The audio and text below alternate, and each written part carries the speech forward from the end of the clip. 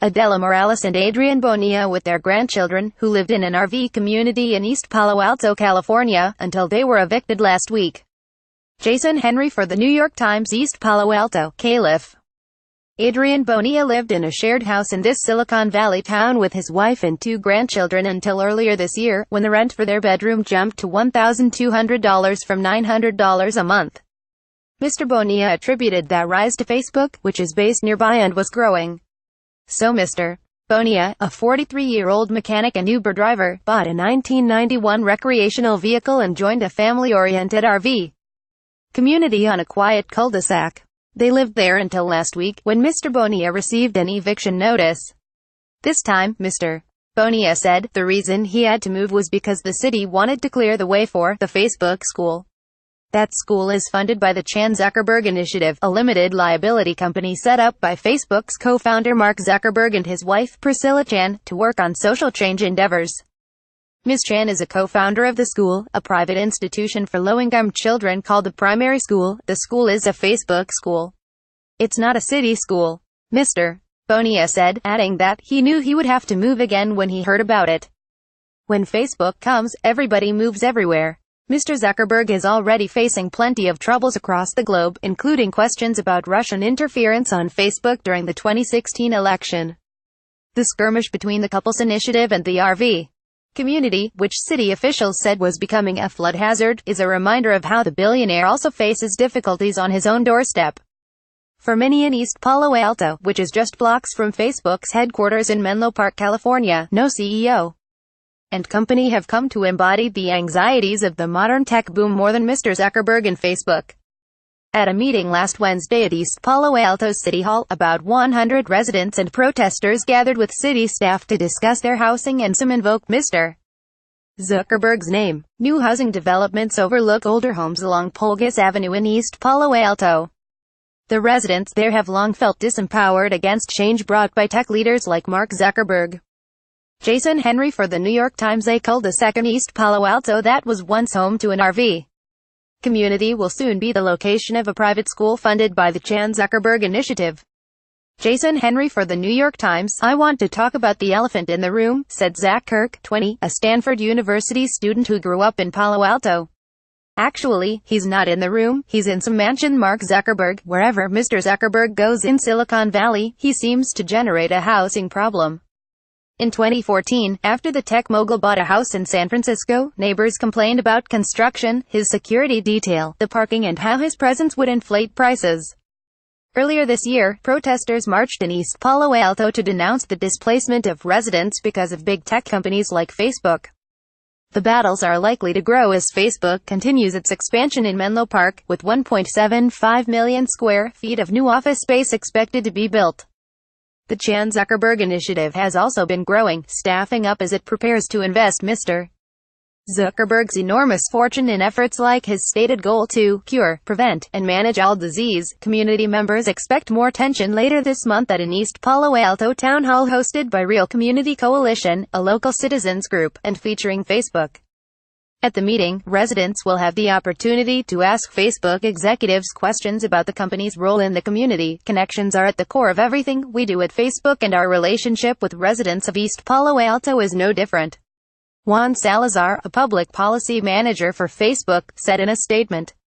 The social network has been lobbying to build more housing in the region, which Silicon Valley cities, worried about traffic and preferring a commercial over residential tax base, have fought against.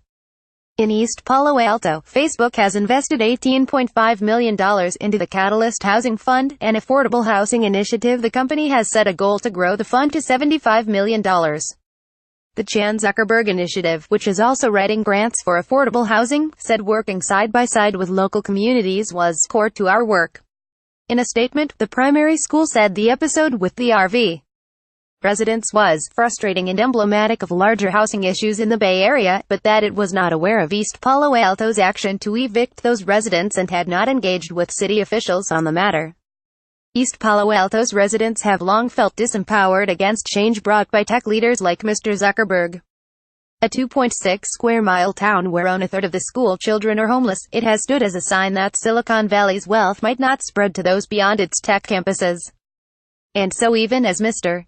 Zuckerberg's limited liability company seeks to build a school here. Many of its residents are skeptical. CZI's just walking into something with a lot of baggage, said Daniel Saver, a lawyer with the Community Legal Services in East Palo Alto, which receives funding from the Chan Zuckerberg Initiative. People here have been pushed around by very big interests and have been taken advantage of for decades. Paul Baines, a pastor and president of Project We Hope, a local organization funded by the Chan Zuckerberg Initiative, said that the initiative needed to figure out how to interact with wary residents.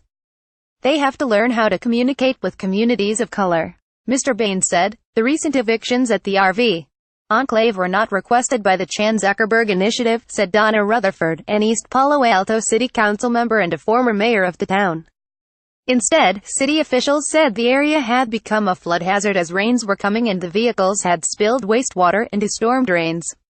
The RV community was evicted after city officials said the location was becoming a flood hazard. Jason Henry for the New York Times. Patricia Lopez, who owns a home on the street where the RVs were parked, said the trouble for the RV residents began after a community meeting that Facebook executives attended. Jason Henry for the New York Times. Let me just walk you through the gross part, said Michelle Daher, an environmental management analyst for East Palo Alto, heading to a storm drain last week where she said 6,000 gallons of waste from RVs had to be pumped one day. Ms. Daher pointed out the future site of the school, an empty lot surrounded by a chain-link fence. This obviously is the Chan Zuckerberg location, she said. She added that the flood-prone street would be rebuilt for the school, so the RVs would have had to move in any case. Sean Charpentier, East Palo Alto's assistant city manager, said the region had been squeezed by the wealth around it and that the homeless population had grown. We're a receptacle for the externalities around us, he said. It's felt more deeply here because this city was formed to provide safe and affordable housing. Patricia Lopez, 48, who owns a home on the street where the RVs were parked, said the trouble for the RV residents began after a community meeting that Facebook executives attended. They didn't introduce themselves, but the organizer said, Facebook is in the house, and they waved. And ever since then, it's been heavy harassment, heavy policing, she said, which ultimately led to the evictions. At last week's City Hall meeting, residents and protesters expressed support for the school but anxiety over the Chan Zuckerberg Initiative. The first step is to make sure quasi-affiliated supposed philanthropic organizations don't set the policy, said Johannes Munzel, 28, a software engineer who is the co-chairman of Silicon Valley's Democratic Socialists of America chapter. Mr. Kirk, the Stanford student, stood in the back, organizing other students. He said he had never seen so much grassroots energy to protest among his cohort. It sprung up out of nowhere. This is the issue we need to focus on, he said, adding that it was remarkable to get so many Stanford students protesting on a school night. By 11 p.m., protesters and city staff were getting agitated and tired. Eventually, the Public Works and Transportation Commission recommended that city staff pursue a long-term solution for the RV community by working with non-profit organizations and by looking into a ban on oversized vehicles parking overnight.